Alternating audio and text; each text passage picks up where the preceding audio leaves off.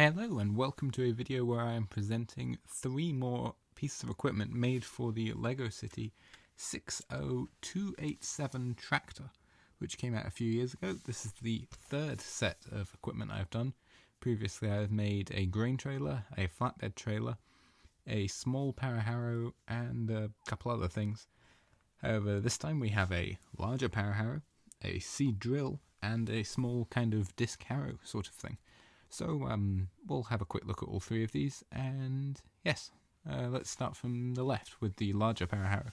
Here is the power harrow, which is a larger version of the power harrow which I did last time. However, this time it's obviously red and it has a couple extra details and features, such as it's got more obvious rotors on the bottom. It has a packer with teeth in it.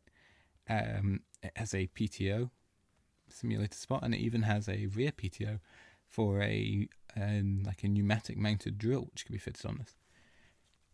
The packer can also move up and down like they can in real life, and this piece here allows it to attach to the tractor using a couple of Technic pieces, just 2 little kind of arm pieces which you clip into here and then can simply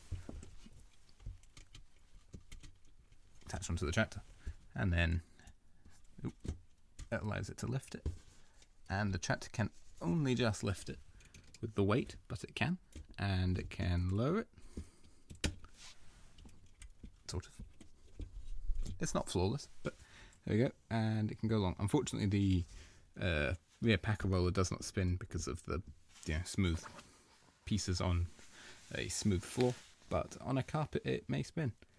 But yes, and you can lift it up and drive away. Next up we have the seed drill, which is based off, personally I believe, a older Massey Ferguson drill from the 70s or 80s. It's a simple drill behind it. It's not mounted on the tractor hydraulics or anything. And before we go any further, there is a missing piece, I do realise. I just did not have any more of these 1x2 curved tiles. So yeah, imagine it's there. This has got a drawbar on the front and wheels, and at the back it has kind of a simulation of some coulters, obviously not nearly enough. The whole thing should be that, and it has a very squint number plate on it. That's just there as a representation of where the number plate would go.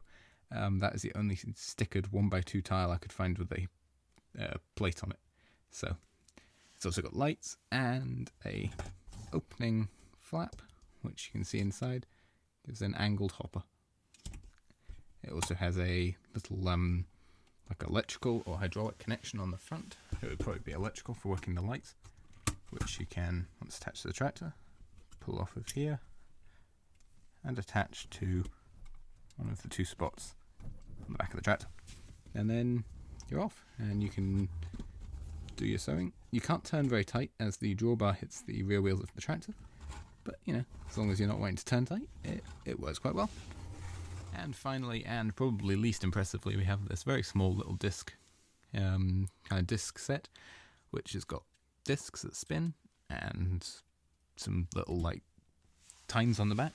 Yeah, again, it uses the same piece as the power harrow to connect to the tractor. So put that in there. Hope the whole thing doesn't fall apart. Get the tractor and simply stick it in. There. And now the disc harrow will function.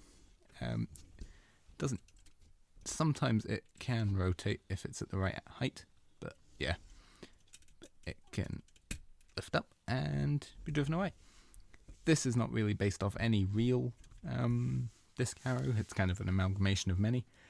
But yeah, that's pretty much it. So yes. So overall, these are 3 small arable tillage devices, I guess. Yeah, they're all relatively decent and solid. There's definitely some weak parts in some of them, but yes, overall they do their job and they complement this tractor quite well. So I am relatively happy with them. A few things may need changed in the future, but for now, certainly happy with them.